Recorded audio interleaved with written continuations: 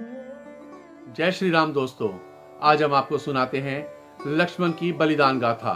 श्री राम के अयोध्या लौटने और राजा बनने के बाद एक दिन यमदेव स्वयं उनके पास आए।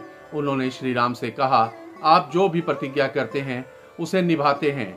मैं भी आपसे एक वचन मांगता हूँ कि जब तक हमारे बीच वार्तालाप चले तब तक कोई हमारे बीच न आए। यदि कोई आए तो उसे मृत्यु दंड देना होगा। श्री राम ने बिना किसी संकोच के यह वचन दे दिया और इसके बाद उन्होंने लक्ष्मण को द्वारपाल नियुक्त करते हुए कहा कि जब तक मेरी यमदेव से वार्ता चल रही है कोई भी भीतर न आए, अन्यथा उसे मृत्यु दंड देना होगा। लक्ष्मण ने निसंकोच आज्ञा का पालन करने का निश्चय किया और द्वार पर खड़े हो गए।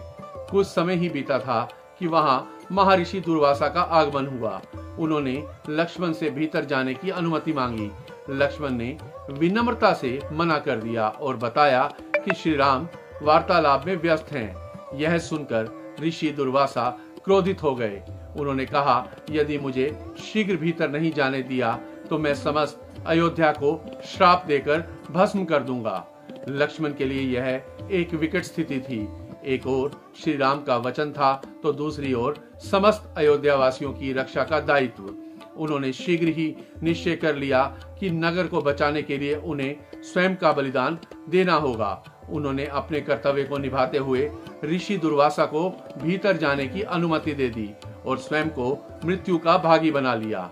श्री राम ने वार्तालाप समाप्त होते ही ऋषि दुर्वासा का स्वागत किया, लेकिन जब उन्हें इस घटना का ज्ञान हुआ तो वे गहरे संकट में पड़ गए।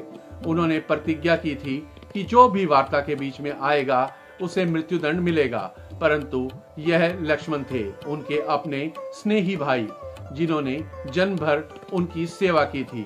श्री राम दुविधा में पड़ गए। वे अपने ही भाई को मृत्यु दंड कैसे दें? इसी उलझन में उन्होंने गुरु वशिष्ठ का स्मरण किया और मार्गदर्शन मांगा। वशिष्ठ जी ने समझाया कि अपने किसी प्रिय का त्याग करना उसकी मृत्यु के समान ही है, अतः वचन का पालन करने के लिए तुम लक्ष्मण का त्याग कर दो। श्री राम के मन में पीड़ा का ज्वर उठ खड़ा हुआ।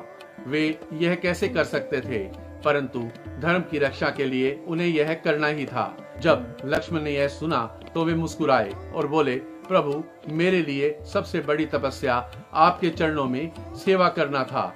यदि मेरे त्याग से आपका वचन पूरा होता है तो मैं इसे अपना सौभाग्य मानता हूँ, किंतु मुझसे दूर मत रहिए, यह असहनीय होगा। इससे अच्छा है कि मैं मृत्यु को गले लगा लूं। यह कहकर लक्ष्मण ने जल समाधि ले ली। श्री राम ने अश्रुपूर्ण नेत्रों से अपने प्रिय अनुज को जल में विलीन होते देखा। यह एक ऐसा क्षण था जब धर्म और प्रेम का सबसे कठिन संघर्ष हुआ था। श्री राम ने अपने वचन को निभाया, लेकिन इस बलिदान की पीड़ा उन्होंने जीवन भर अपने हृदय में संजोए रखी। लक्ष्मण का यह बलिदान केवल अपने भाई के प्रति प्रेम का प्रतीक नहीं, बल्कि धर्म और कर्तव्य के प्रति उनकी अटूट निष्ठा का भी उदाहरण है। तो दर्शकों, आपको ये कहानी कैसी लगी? अगर आपको ये कहानी पसंद आई हो तो कमेंट में जय श्री राम अवश्य लिखें और हमारे वीडियो को लाइक अवश्य करें। और अगर आप अपने साथियों तक इस वीडियो को पहुंचाना चाहते हैं तो इसे शेयर करें और हमारे चैनल को सब्सक्राइब करना ना भूलें। जय श्री राम।